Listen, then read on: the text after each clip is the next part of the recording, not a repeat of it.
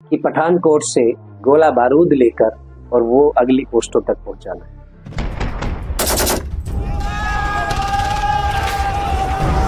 98 में पहली बार राजपथ पे मुझे परेड करने का मौका मिला। हम लोग लाहौल स्पीति के रास्ते से गोला बारूद लेकर जा रहे थे।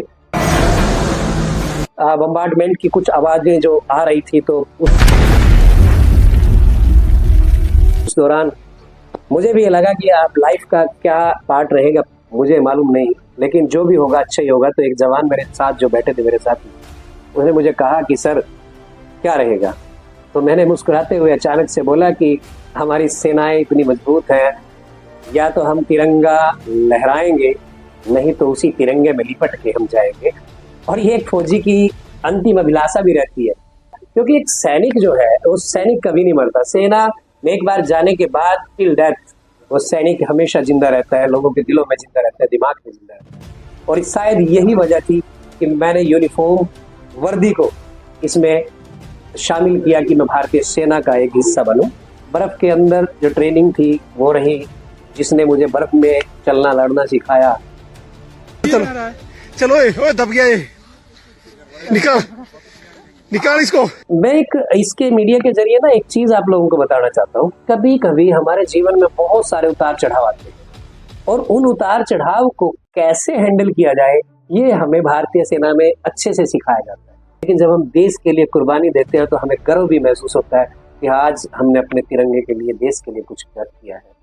कि गजरे की खुशबुओं को महकता छोड़ाया हूँ, मुझे अपनी बाहों में ले लेना है भारत माँ, मुझे अपनी बाहों में ले लेना है भारत माँ, क्योंकि मैं अपनी माँ की बाहों को तड़पता छोड़ाया हूँ, मैं अपनी माँ की बाहों को तड़पता छोड़ाया हूँ। नॉर्मल 9 महीने की ट्रेनिंग में एक आम आदमी को खास आदमी बना दिया जाता है, जो देश के लिए मरने मिटने को तैयार हो जाता है। लेकिन डर इसलिए निकल गया दिमाग से क्योंकि उस दौरान हम अपनी लड़ाई नहीं लड़ रहे थे, हम देश के लिए लड़ रहे थे। हम रोड ओपनिंग पार्टी में थे और अचानक से एक सवारी बस पहाड़ी के ऊपर से गिर गई। हम यहाँ बड़े अच्छे माहौल में रहते हैं, पेड़ पौधे, हरी भरी दुनिया और आसपास में मिलते जुलते लोग। वहाँ सैनिक हमारे अलग अलग पोस्टों पे बैठे हैं, और चारों तरफ दूर तक जब आप देखते जाएंगे तो सफेद चादर आपको नजर आएगी, बर्फ की सफेद चादर। ऑक्सीजन की कमी की वजह से ज्यादा खाना खा ही नहीं पाते, और अगर खाना खा लिया तो चल नहीं पाते, क्योंकि ऑक्सीजन की जरूरत होती है उस खाने को पचाने के लिए। जैसा कि आप ये देख पा रहे हैं कि कैप, मेडल्स, मेरी लुक वो है डिफेंस की बैकग्राउंड जो आपको दिखाई दे रही है। और जो डिफेंस का जो सपना रहता है वो सब, मेरे ख्याल ऐसा कोई हिंदुस्तानी नहीं होगा जिसके दिल के अंदर ये जज्बा ना हो कि मैं एक अपनी यूनिफॉर्म डालूं, भारतीय सेना की यूनिफॉर्म। मेरे अंदर भी ऐसे ही एक सपना था। मैं थोड़ा बचपन की, अगर मैं बचपन में जाता हूँ तो बचपन की कुछ बातें आज मुझे याद आ रही हैं और मैं आप लोगों से शेयर करना चाहूँगा। जब मैं बहुत छोटा था तो लगभग 8 वर्ष की आयु में मेरी माताजी का देहांत हो गया। तो संघर्ष की कहानी थोड़ी शुरू हुई। हम 8 बहन भाई और पिताजी अकेले कमाने वाले थे। धीरे धीरे प्रारंभिक शिक्षा वहीं गवर्नमेंट स्कूल से हुई, और उसके बाद 12th के बाद मैं जब 8th में पढ़ रहा था तो 8वीं क्लास के अंदर मैंने स्काउट्स ज्वाइन किया। पहली बार मैंने एक यूनिफॉर्म डाली, और बाहर स्काउट एंड गाइड से मुझे बहुत कुछ सीखने को मिला। पहला कैंप लगा मेरा शिमला तारादेवी कैंप में। मैं अपने बुल का जो लीडर रहा हूँ, बुल पेट्रोल का जो लीडर था, तो उस दौरान मुझे एक लीडरशिप की जो स्टार्टिंग है वहाँ से शुरू हुई। और जैसे हम कहते हैं कि हमारा जो हौसले हैं वो कभी ना रुके, तो हमारे कदम भी नहीं रुकने देते, भगवान हमेशा मदद भी करते हैं। +2 के बाद 12th किया तो दयाल सिंह कॉलेज करनाल में एडमिशन लेने के बाद मैंने वहाँ एनसीसी ज्वाइन किया। एनसीसी के अंदर मैंने 3 साल कंटिन्यू किया, और एज ए अंडर ऑफिसर मैंने एनसीसी सर्टिफिकेट लिया। जिस दौरान रहा कि अब सेना में जाने के लिए मैं तैयार हूँ। ग्रेजुएशन हो चुकी थी, सी सर्टिफिकेट मेरे हाथ में था, और मैं शुरुआत हुई एक ऐसे संघर्ष की जहाँ पे पहुँचने के लिए बहुत से लोग तड़पते हैं। मेरी संघर्ष भी कुछ ऐसा ही शुरू हुआ। पहली बार मैंने एनसीसी सी सर्टिफिकेट के बेस पे उन्हीं दिनों बिना रिटन एग्जाम के इंटरव्यू था, और जब इंटरव्यू दे के मैं वापस आया आफ्टर 5 डेज, 5 दिन की वो यात्रा आज भी मुझे याद है 11 SSB इलाहाबाद। वहाँ से शुरुआत हुई। गांव का था, कुछ पता नहीं था, कोई पहले से ट्रेनिंग नहीं थी, बट एक जज्बा था कि मैंने सेना में जाना है। और वहाँ जब मैंने पहली बार SSB दिया तो पता चला कि सेना में जाने के लिए अभी बहुत कुछ बाकी है। घर की स्थिति ज़्यादा अच्छी नहीं थी। फैमिली जो सपोर्ट थी वो पूरी थी, लेकिन फाइनेंशियली सपोर्ट बहुत कम थी। तो वहाँ कुछ चीज़ें जीवन में आई, उतार चढ़ाव आए, और मैंने एक निर्णय लिया कि पहले मैं एक छोटा सा, जो कहते हैं कि अगर पैसेंजर ट्रेन में बैठ जाएं तो सुपर फास्ट तो अपने आप पकड़ लेंगे, तो मैंने वो पैसेंजर ट्रेन का शुरुआत के लिए अम्बाला ZRO में एक एजुकेशन हवलदार के लिए ट्राई किया। उन दिनों उसके लिए जो संस्कृत जरूरी थी और मेरे पास ग्रेजुएशन में संस्कृत नहीं थी, तो वहाँ मैं ज़्यादा अच्छा नहीं कर पाया। फिर सिपाही के लिए, क्लर्क के लिए, और इसी तरीके से मैंने लगभग 5 से 6 बार भारतीय सेना में एक रास्ता ढूंढने के लिए ट्राई किया, लेकिन मैं कामयाब नहीं हुआ। पर वो जज्बा कम नहीं हुआ।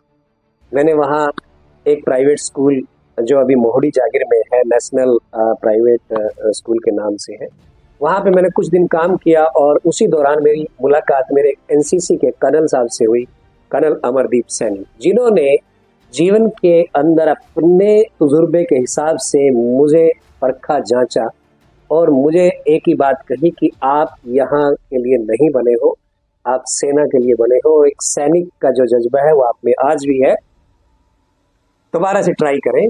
उनके हौसले से मैंने एक बार फिर अपने आप को तैयार किया, और तैयार करके पूरी तैयारी के साथ मैंने भारतीय थल सेना की प्रादेशिक सेना में एक प्रयास किया। वहाँ पे जब मैं फॉर्म भर रहा था तो वहाँ जो क्लर्क थे उन्होंने कहा कि भाई वैकेंसी एक है और हजारों लोग लाइन में हैं।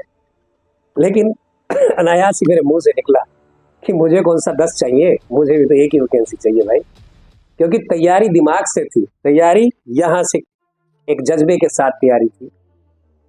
और जिस टाइम सिलेक्शन हुई तो उस दौरान मुझे ये चीज़ पता चला कि जब इंसान के इरादे मजबूत हो तो वो कुछ भी कर गुजरता है। और as a junior commission officer, नायब सूबेदार के रैंक पर मेरी प्रादेशिक सेना में सिलेक्शन हुई।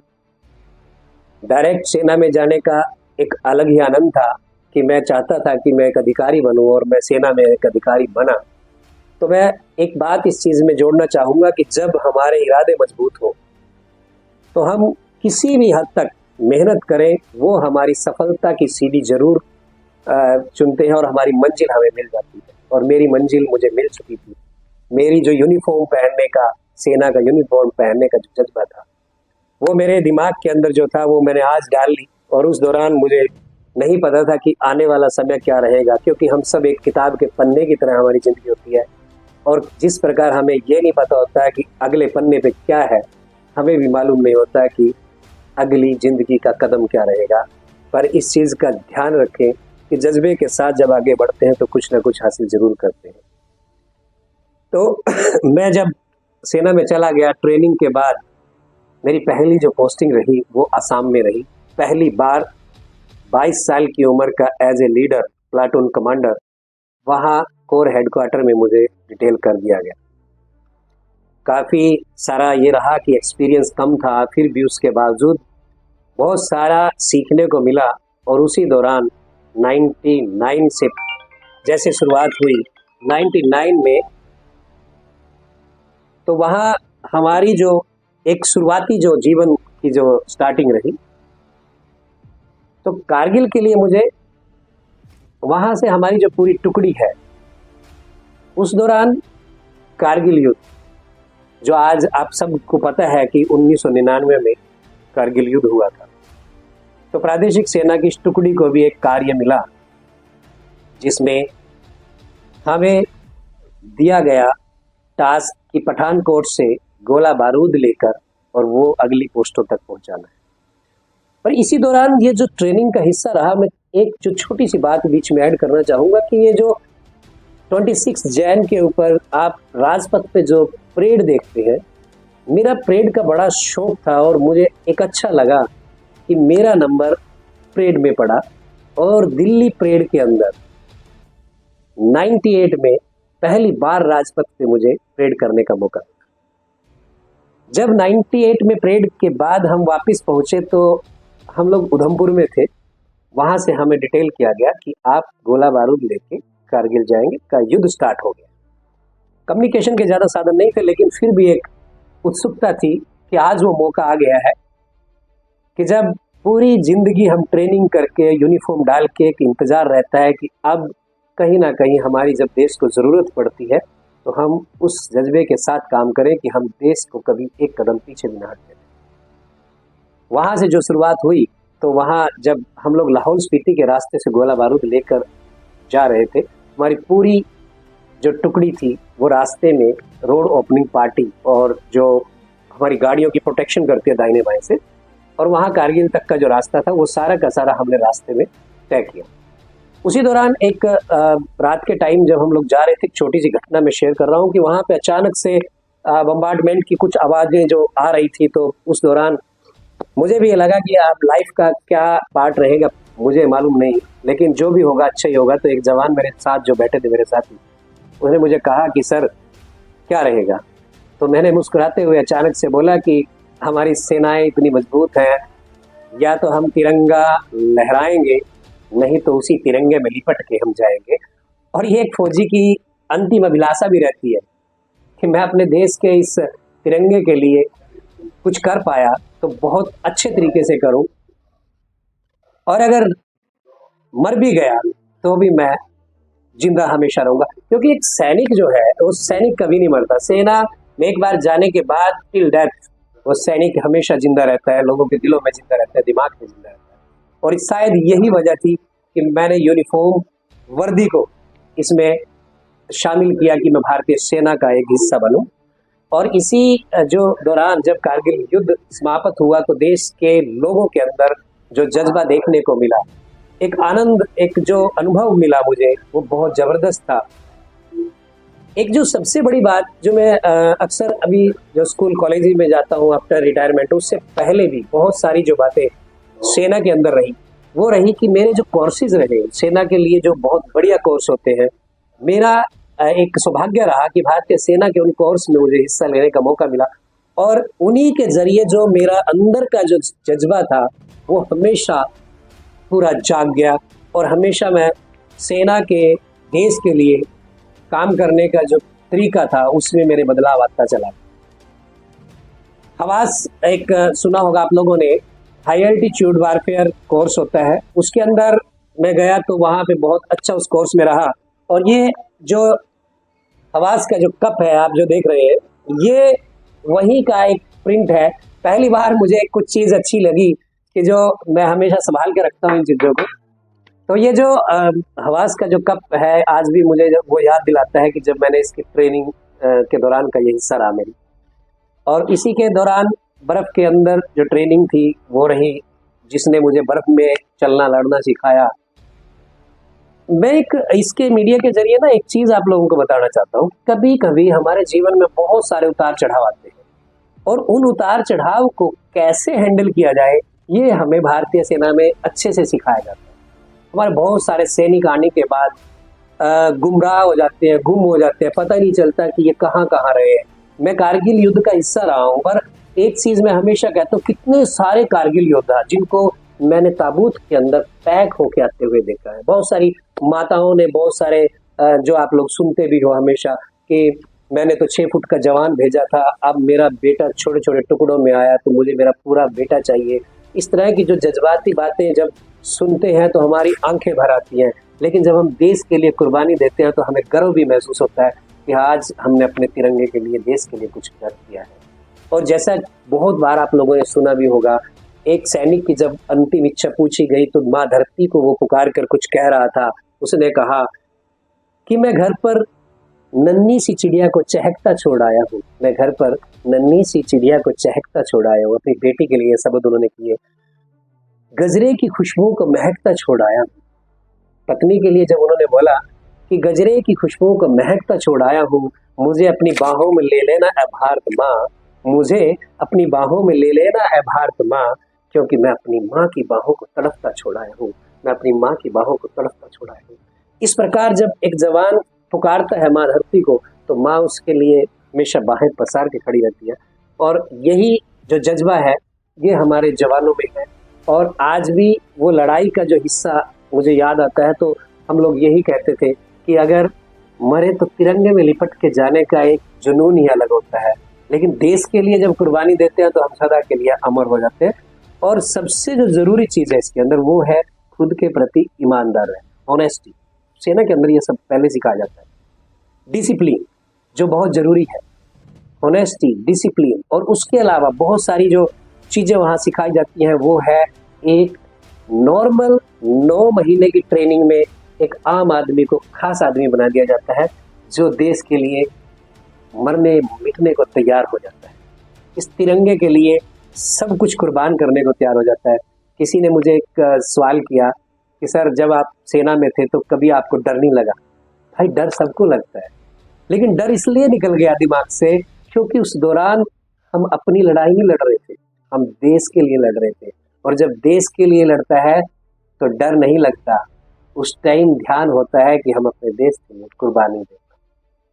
सेना से जब सेवानिवृत्त होकर मैं वापस यहाँ आया तो यहाँ के समाज, अपने समाज के अंदर शामिल होकर बहुत सारी जो चीज़ें मैं लेके चला, सबसे ज़रूरी जो चीज़ थी वो आज जो मैं कर पा रहा हूँ और अच्छे से देख पा रहा हूँ वो है शिक्षा के स्तर में कितनी अच्छी तरीके से किया जाए कि किसी भी यूनिफॉर्म हो, कोई भी यूनिफॉर्म हो, चाहे वो डॉक्टर की यूनिफॉर्म हो, चाहे वो इंजीनियर की यूनिफॉर्म हो, चाहे वो सैनिक की यूनिफॉर्म हो, चाहे वो मीडिया की यूनिफॉर्म हो, आप जब उसके जरिए देश के प्रति भावनात्मक तरीके से काम करते हैं तो देश को कहीं ना कहीं आप कुछ दे पाते हैं। यही सब आज मैं जो यहाँ शिक्षा के स्तर में काम कर पा रहे हैं, जैसे वातावरण को शुद्ध करने के लिए पेड़ पौधे लगाना एक बहुत इम्पोर्टेंट पार्ट है हमारी लाइफ का, हमारे आसपास का जो वातावरण है पेड़ पौधे हैं। दूसरा है कि जो बच्चे अभी छोटे हैं उन बच्चों को शिक्षा के स्तर को ऊंचा लेके जाने के लिए उनको मोबाइल फोन से दूर करके आध्यात्मिकता की तरफ भी थोड़ा ध्यान देना। जैसे मैं हमेशा कहता हूँ कि गीता के 2 श्लोक चाहे हर रोज पढ़ो, 18 अध्याय 700 श्लोक, और उनमें से गीता के 2 श्लोक पढ़ो। हमारे जितने सैनिक हैं, सरदार भगत सिंह जेल के अंदर भी गीता पढ़ते थे, उन्होंने खुद अपनी हिस्ट्री में लिखा हुआ है। और कितने ही ऐसे जो हमारे वीर जांबाज रहे हैं जिन्होंने हमेशा जिक्र किया है इस बात का। जब मैं सिविल में आया तब भी थोड़ा सा जीवन के अंदर एक उतार चढ़ाव जैसे चलते हैं। एक बार मैं हल्का सा डाउन हुआ, उसी दौरान मुझे गुरुकुल कुरुक्षेत्रा में डायरेक्टर रह चुके कर्नल अरुण दत्ता मिले, जिन्होंने मुझे दोबारा से फिर पुश किया और उन्होंने कहा कि रविंद्र तेरे अंदर कुछ तो है, तो कर सकता है, आगे बढ़। और उन्होंने मुझे थोड़ा अपनी, जैसे हनुमान जी को उसकी शक्तियाँ याद दिलाई जाती हैं, तो एक सैनिक को भी बार बार जब उसकी शक्तियाँ याद दिलाते तो बहुत कुछ कर जाता है। तो उन्होंने मुझे बताया, और अब मैं जेनेसिस क्लासेस कुरुक्षेत्रा में एक एज एडमिन ऑफिसर काम कर रहा हूँ और बहुत अच्छे से बच्चों को ये चीज़ सिखाता हूँ कि बच्चे कुछ अच्छा कर पाए। एक डॉक्यूमेंट्री और एक बात बताने में बड़ा फर्क रहता है। मैं मोटिवेशन के साथ साथ ये सोचता हूँ कि बच्चों को एक लाइफ का जो संघर्ष है उसको समझने की एक अपील करता हूँ। हमारे माँ बाप जब हमें मारते हैं या हमें चांटे लगाते हैं तो उस दौरान कहीं ना कहीं वो हमें एनर्जी दे रहे हैं। और कहा भी तो गया है कि सूर्य की तपन और बाप के जो प्रभाव है उसको अगर जो सहन कर लेता है वो हमेशा जिंदगी में सक्सेस होता है। तो माता पिता का जो ध्यान है, माता पिता की जो सेवा है, उस दौरान उससे बड़ा कोई भगवान ही नहीं होता। दूसरा, आगे बढ़ना है तो पिछला छोड़ना पड़ेगा और अगले के बारे में सोचना कम पड़ेगा। आज जो प्रेजेंट है उसमें जीना पड़ेगा और उसके अंदर आप जितना आप एनर्जी के साथ, जितनी आप कॉन्फिडेंस के साथ काम करेंगे उतना ही आप आगे बढ़ेंगे। कर्नल दत्ता अक्सर कहते हैं कि 3 चीजें जीवन के अंदर याद रखनी चाहिए। वो 3 मंत्र जो है वो हमेशा बोलते हैं और वो 3 मंत्र है सेल्फ रिस्पेक्ट। सबसे पहले अपनी खुद की रिस्पेक्ट करना सीखिए और अपने आप को उतना मजबूत बनाइए कि लोग भी आपकी रिस्पेक्ट करें। सबसे पहले वो बोलते हैं कि सेल्फ रिस्पेक्ट, फिर कहते हैं कि ये पहला कदम है, फिर कहते हैं सेल्फ डिसिप्लिन। सेल्फ डिसिप्लिन इसलिए जरूरी है कि जब आप टाइम से उठोगे, टाइम से सोओगे, टाइम से काम करोगे, अपने जुनून के साथ काम करोगे तो कहीं ना कहीं वो जो जुनून है आपके आगे बढ़ने में आपका सहायक होगा। और तीसरा वो वर्ड जो मैं तीसरा मंत्र जो बता रहा हूँ वो है सेल्फ ग्रोइंग मतलब अपने ऊपर ध्यान दीजिए। आपके आसपास बहुत सारे लोग हैं जो नेगेटिव है, जो आपको एक तरफ खींचेंगे, तो वो उसकी तरफ ध्यान न देकर जब आप अपनी एनर्जी को सही तरीके से सही दिशा में लगाएंगे तो आप अपने आप आपको मजबूत महसूस करोगे और आप आगे बढ़ते चले जाएंगे। और ये जो जज्बा है ये आपके अंदर सब में है, हम सब में है। हमारे आसपास का जो वातावरण है वो इस तरीके का कैसा भी रहे, लेकिन अगर ये 3 मंत्र आपके जीवन के अंदर काम ना करें तो ये चीज रहेगी कि आपने कहीं ना कहीं कुछ मिस किया है। आपके अंदर का जो जुनून है, वो जज्बा है, वो तभी निकल पाएगा। और इन्हीं के शब्दों के साथ बहुत सारी जो चीजें मेडल्स जो ये लगे हुए हैं, ये सारे सेना की जो देन है मेरे पास है, भारतीय सेना का ये प्रशस्ति पत्र जो मुझे मिला। और इसी दौरान मैंने कभी सोचा भी नहीं था। एक मैं छोटी सी घटना और शेयर करता हूँ कि मैं जब किश्तवाड़ में था तो उस दौरान अपनी ड्यूटी को छोड़कर कैसे दूसरी ड्यूटी करें। हम रोड ओपनिंग पार्टी में थे और अचानक से एक सवारी बस पहाड़ी के ऊपर से गिर गई। और जैसे वो गिर रही थी तो उसमें बहुत सारे जो टीचर्स थे वो जो हर रोज हमें मिलते थे वो लुढ़क रहे थे। उसी दौरान हमने अपने जवानों को इकट्ठा करके और वेपन्स एक जगह रखे और हम उनको बचाने के लिए नीचे उतर गए। खड़ी पहाड़ी थी, नीचे चिनाब नदी थी और उस बहाव के अंदर अगर कोई उसका इतना करंट था कि नॉर्मल भी चीज उसके अंदर मिले ना, बड़ी बड़ी बसें उसके अंदर खत्म हो जाती हैं किश्तवाड़ के एरिया में। तो उस दौरान हमने वहां पे मिलके 10 लोगों को वहां जिंदा बचाया। और जिन 10 लोगों को जिंदा बचाया वो सारे टीचर्स थे। उसका मुझे नहीं मालूम था। 11 आरआर के साथ हम लोग ड्यूटी कर रहे थे, तो मुझे नहीं पता था, ना किसी नाम के लिए काम किया, बस अपना एक कर्म किया कि किसी तरीके से हम इनकी जान बचा पाए। हमने उनकी जिंदा निकाला तो उनकी जान बची और उसी दौरान मुझे ये प्रशस्ति पत्र मिला। और मुझे एक मतलब एक जीवन रक्षा का जो अवार्ड मुझे मतलब सोचा भी नहीं था, वो अवार्ड मैं खुद को महसूस करता हूँ कि जब हम दूसरों की रक्षा करते हैं तो अवार्ड तो मिल ही जाते हैं। तो हम दूसरों के लिए जब काम करते हैं तो हमेशा अपने भले के बारे में ज़्यादा ना सोचते हो, दूसरे के लिए भी आप जब काम करते हैं, दूसरों की हेल्प करते हैं तो कहीं ना कहीं अवार्डेड तो हो ही जाते हैं। अवार्ड के लिए काम नहीं करना मैंने कभी आज तक, मतलब मेरे दिमाग में ये चीज़ है, जब भी काम करो जुनून के साथ करो, देशभक्ति के साथ करो, प्रेम के साथ करो। लेकिन अवार्ड के लिए अगर आप काम कर रहे हो, आपके माइंड के अंदर ये चीज़ आ रही है, तो अवार्ड के लिए काम करना मतलब दूसरे को धोखा देना और खुद को धोखा देना। एक छोटी सी घटना और शेयर करता हूँ कि जब हम हाई एल्टीट्यूड में थे तो उस दौरान जनरली क्या होता है कि प्रादेशिक सेना को हाई एल्टी में नहीं भेजते, लेकिन मैं क्योंकि आरआर के साथ हमारी टुकड़ी थी तो हम लोग ऊपर तक गए और वहाँ पे कुछ दिन मुझे जो रहने का मौका मिला तो वहाँ की सिचुएशन बहुत ज़बरदस्त है। हम यहाँ बड़े अच्छे माहौल में रहते हैं, पेड़ पौधे, हरी भरी दुनिया और आसपास में मिलते जुलते लोग। वहाँ सैनिक हमारे अलग अलग पोस्टों पे बैठे हैं और चारों तरफ दूर तक जब आप देखते जाएंगे तो सफ़ेद चादर आपको नजर आएगी, बर्फ की सफ़ेद चादर। उसके अलावा आसपास में कोई कुछ पेड़ पौधा कुछ भी नजर नहीं आता। वहाँ की जीवन शैली इस तरीके की है। और उस दौरान में हमारे जवान वहाँ पे भी हम लोग खूब मतलब मस्ती करते हैं। जो इग्नू बने होते हैं उसके अंदर हम लोग टेंट में रहते हैं और हल्की गर्मी रहती है। जो हमारा खाना होता है वो वह पहले से पका हुआ होता है, गर्म उबलते पानी के अंदर हम लोग वो रखते हैं और थोड़ा हल्का सा खाने के बाद ही एनर्जी काफ़ी टाइम तक रहती है। मतलब उस दौरान की जो फीलिंग है वो इस तरीके की है कि अगर हम सोचें कि खाना खाए बगैर रह सकते हैं तो मैं ये कहता हूँ कि हमारे सैनिक हमेशा ही रहते हैं। कई कई दिन तक वो 1-2 काजू खाकर, थोड़ा सा खाना खाकर भी चलते हैं। ऑक्सीजन की कमी की वजह से ज़्यादा खाना खा ही नहीं पाते और अगर खाना खा लिया तो चल नहीं पाते क्योंकि ऑक्सीजन की ज़रूरत होती है उस खाने को पचाने के लिए। तो वो एक अलग ही माहौल है और वहाँ जिंदा रहने का सबसे आसान तरीका है कि हमेशा खुश रहते हैं, मेडिटेशन करते हैं, एक दूसरे के साथ हंसी ठहाटे लगाते हैं। और कई बार ये भी हुआ है मेरे साथ कि हम घर को भी भूल जाते हैं। उस देश के उस एरिया के अंदर हमें सिर्फ वो सीमाएं याद रहती हैं, घर वगैरह और ये जो यहाँ का माहौल है ये हमारे दिमाग में भी नहीं होता। और यही सेना का सबसे बड़ा हमारा जो पॉजिटिव पॉइंट है कि हमारी सेनाएं जज्बे के साथ काम करती हैं और हमेशा लग जाए। जीवन की कुछ घटनाएं ऐसी भी होती हैं जब जीवन के अंदर परिवार को भी बहुत सेक्रीफाइस करना पड़ता है।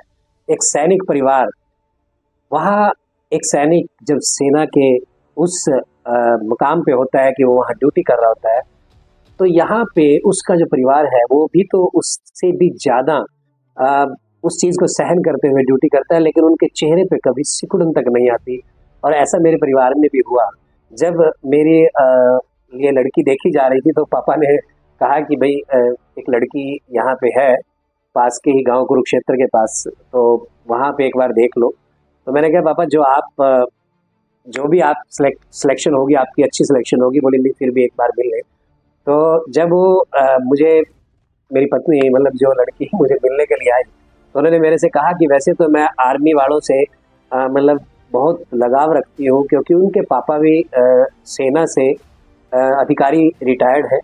और पर फिर भी उनके दिल में कहीं ना कहीं डर था कि इन्फेंट्री बटालियन में या फौज के अंदर अगर हैं तो मुझे भी मेरी माँ की तरह ही, उन्होंने माँ को देखा था कि वो किस तरह अकेले महीनों अकेले जीवन व्यतीत करती थी, तो कहीं ना कहीं वो डर था उनके दिल में।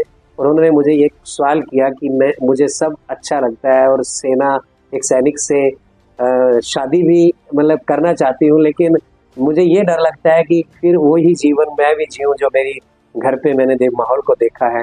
तो मैंने उनसे एक ही बात कही कि अगर देश के एक फौजी से प्यार करते हैं या फौजी से शादी करना चाहते हैं, यूनिफॉर्म से प्यार करते हैं, तो आप इस चीज़ को लेके चलिए, डिसीजन आपके हाथ में। तो उन्होंने कहा ठीक है, कोई बात नहीं, मैं इस चीज़ को सेक्रीफाइस भी करूँगी और हमेशा रहूँगी भी, और लेकिन मुझे एक फ़क्र भी होगा कि मैं भारतीय सेना के एक सैनिक की एक मतलब उस हिस्से का मैं रही हूँ, और मैंने भी मेरे देश के लिए कुछ ना कुछ तो त्याग किया है, तो मैं तैयार हूँ।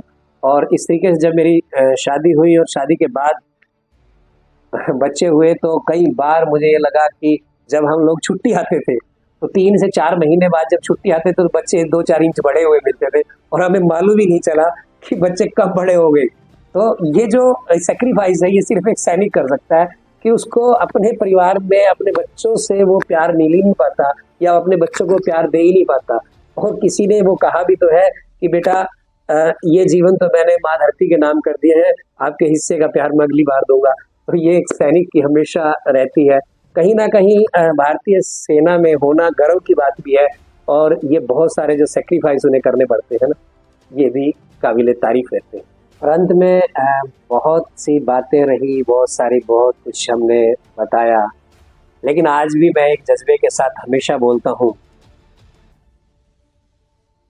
ना तो बहुत सारा धन चाहिए, ना ही बहुत बड़ा घर चाहिए, अमनो चैन से भरा मेरा हिंदुस्तान चाहिए। जब तक जीऊं अपने देश के लिए जीऊं, जब तक जीऊं इस तिरंगे के लिए जीऊं, और जब मरूं तो मुझे भी तिरंगा कफन चाहिए, मुझे भी तिरंगा कफन चाहिए। जय हिंद, जय भारत।